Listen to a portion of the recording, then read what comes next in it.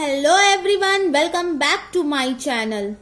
आज हम एक और केस डिस्कशन करेंगे। इनकम टैक्स के केस का टॉपिक है ग्वाली बुदनन versus commissioner of IT Mysore का केस है। इस केस का जो रेफरेंस है वो है 1966 SC 1523 पर आधारित है और इस केस का सब्जेक्ट है सेक्शन 3 और सेक्शन 25(a) पर आधारित है, जो कि एक संयुक्त हिंदू परिवार की व्याख्या करता है। तो ये एक केस जो आधारित है ये संयुक्त हिंदू परिवार पर आधारित है। तो चलिए जानते हैं संयुक्त हिंदू परिवार किससे मिलकर बना है। तो संयुक्त हिंदू परिवार के केस में फैक्ट ऑफ केस ये है कि जो बुदनन है उसके परिवार के सदस्य है, उसकी पत्नी, उसकी 2 अविवाहित पुत्रियां और एक दत्तक पुत्र, ये मिलकर एक संयुक्त हिंदू परिवार का गठन करते हैं। जो बुदनन है उसकी मृत्यु हो गई थी 9 जुलाई 1952 को और उसके संयुक्त हिंदू परिवार की आय पर उसके जीवन काल में कर निर्धारण किया गया था और उसकी आय को उस संयुक्त हिंदू परिवार की कर्ता की आय के रूप में प्रस्तुत किया गया था। तो बुदनन का 1951 और 52 के अतिरिक्त आयकर आयुक्त द्वारा 1950 और 51 में जो कर निर्धारण किया गया था वो संयुक्त हिंदू परिवार के रूप में ना करके उसे आयकर ग्वाली बुदनन आयकर मिल रायचूर के नाम से किया गया था। तो इसके संबंध में जो केस है वो प्रस्तुत किया गया इनकम टैक्स ऑफिसर के समक्ष में। किसके विरुद्ध में? अतिरिक्त आयकर अधिकारी के विरुद्ध में, उसके निर्णय के विरुद्ध में। लेकिन जब इनकम टैक्स ऑफिसर के समक्ष में जब ये अपील प्रस्तुत किया गया तो वहां भी इस अपील को निरस्त कर दिया गया। तो ये अपील जो है वो कहाँ चलेगी? ये अपील चलेगी सहायक आयुक्त अधिकारी के समक्ष में चले गई। तो जब सहायक आयुक्त के समक्ष में जब ये अपील गई तो वहां भी इस अपील को क्या कर दिया गया? निरस्त कर दिया गया। तो आखिरी में ये जो अपील है ये गई ट्रिब्यूनल के पास, आयकर आयुक्त ट्रिब्यूनल के पास में। तो वहां पर जब ट्रिब्यूनल के पास में ये अपील गया सहायक आयुक्त के निर्णय के विरुद्ध में, तो वहां पर ट्रिब्यूनल ने सेक्शन 66(1) के अंतर्गत कुछ विशेष प्रश्न उच्च न्यायालय मैसूर के समक्ष प्रस्तुत करे। तो वो प्रश्न क्या थे? वो प्रश्न ये थे कि क्या जो ग्वाली बुदनन, उसका पुत्र, उसकी विधवा माता और उसकी 2 अविवाहित बहनें क्या मिलकर एक संयुक्त हिंदू परिवार का गठन करते हैं? दूसरा प्रश्न ये था कि क्या संयुक्त हिंदू परिवार की आय पर कर निर्धारण किया जाना था? और तीसरा प्रश्न ये था कि क्या सहायक आयुक्त को अपील की स्थिति को सुधारने का अधिकार प्राप्त था? तो ये सारे प्रश्न उच्च न्यायालय को प्रस्तुत किए गए।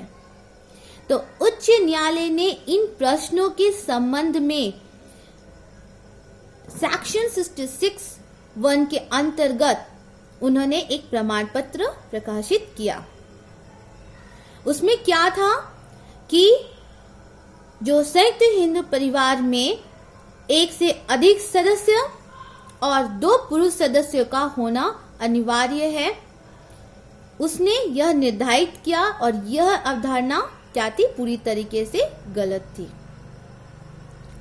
तो यहाँ पर इस उच्च न्यायालय के निर्णय के विरुद्ध में अपीलार्थी ने जो अपील है वो सर्वोच्च न्यायालय के समक्ष में प्रस्तुत करी।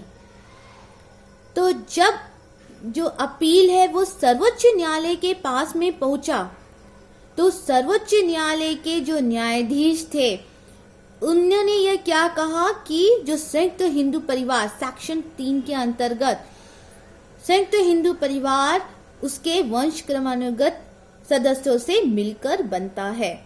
मतलब उसकी पत्नी, पुत्र, पौत्र से मिलकर वह संयुक्त हिंदू परिवार बनता है, और जो कि एक सह अंशधारी होते हैं।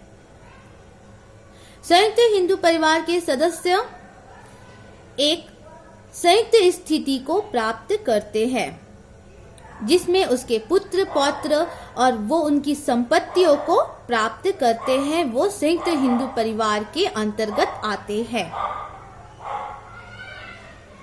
जिसमें उच्चतम न्यायालय ने कल्याणजी विठलदास आयकर आयुक्त 1936 PC 35 का जो एग्जाम्पल है वो देते हुए उन्होंने यह व्याख्या किया था। तो उच्च न्यायालय ने क्या संदर्भित किया था कि संयुक्त हिंदू परिवार में एक से अधिक और 2 पुरुष सदस्यों का होना निर्धारित किया है, तो ये अवधारणा क्या थी, पूरी तरीके से गलत थी। तो उच्च न्यायालय ने यह भी आधारित किया कि आयकर अधिनियम में संयुक्त हिंदू परिवार की व्याख्या उसी प्रकार से किया गया है जो कि हिंदू विधि में किया गया है। हिंदू विधि में भी क्या बताया गया है, जिसमें एक पुरुष सदस्य और उसकी विधवा माता भी जो संयुक्त हिंदू परिवार का गठन करते हैं। तो आयकर अधिनियम में कहीं भी यह नहीं संदर्भित किया गया है कि एक से अधिक और 2 पुरुष सदस्यों का होना अनिवार्यता है, ये कहीं भी उसमें नहीं बताया गया है। और साथ ही उच्चतम न्यायालय ने यह भी आधारित किया कि सेक्शन 25 1 के अंतर्गत यह उल्लंघित नहीं किया गया है कि जो उसमें सदस्य होते हैं उसमें एक से अधिक और 2 पुरुष सदस्य का होना अनिवार्य, यह नहीं संदर्भित किया गया है। उसमें यह बताया गया है कि यदि किसी प्रकार से उसके सदस्य अगर किसी संपत्ति का उपभोग करते हैं और किसी प्रकार से अगर उन संपत्तियों का विभाजन भी हो जाता है, तब भी उनकी आय पर कर निर्धारण किया जाएगा। वो जो आय है वो संयुक्त हिंदू परिवार के अंतर्गत आती है। ठीक है, तो इस प्रकार से जो निर्णय दिया गया था सर्वोच्च न्यायालय के द्वारा ग्वालिबुन्नन के केस में, उसने इसके संबंध में अपील को व्यय सहित लेकर निरस्त कर दिया। तो यहाँ पर principles of law laid down क्या क्या है। पहला है कि जो संयुक्त हिंदू परिवार उसके वंश क्रमानुगत सदस्यों से मिलकर बनता है, उसकी पत्नी, पौत्र, पुत्रियां, अविवाहित बहनें, ये सब संयुक्त हिंदू परिवार का गठन करते हैं। और संयुक्त हिंदू परिवार की आय पे कर निर्धारण किया जाना है। और आयकर अधिनियम में संयुक्त हिंदू परिवार की व्याख्या उसी प्रकार से किया गया है जिस प्रकार से हिंदू विधि में किया गया है। तो ये तो हो गया principles of law laid down इस केस में। तो मुझे लगता है कि आपको ये केस समझ में आया होगा। अगर किसी प्रकार से कोई डाउट और क्वेरी है तो आप मुझे कमेंट बॉक्स पे लिख सकते हैं। हम फिर से मिलेंगे एक नए केस के साथ, तब तक के लिए धन्यवाद।